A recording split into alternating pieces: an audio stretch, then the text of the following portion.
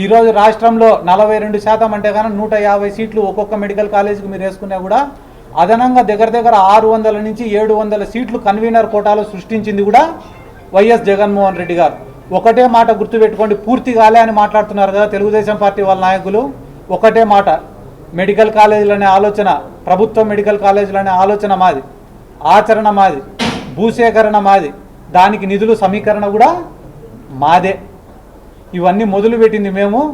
ఈరోజు వచ్చి అమ్ముకొని డబ్బులు తినాలనుకుంటా అనేది మీరు. కాబట్టి ఇవన్నీ కూడా మీ దృష్టికి తీసుకొని వస్తూ ఈరోజు మమ్మల్ని అడ్డుకోవచ్చు, హౌస్ అరెస్ట్ చేయొచ్చు. ఈ రోజుతో ఈ ఉద్యమం అయితే ఆగిపోదు కదా. ఈరోజు ఒక్క పిలుపుకే దాదాపుగా 1000-2000 మంది స్వచ్ఛందంగా విద్యార్థులు గదిలో వచ్చినారు.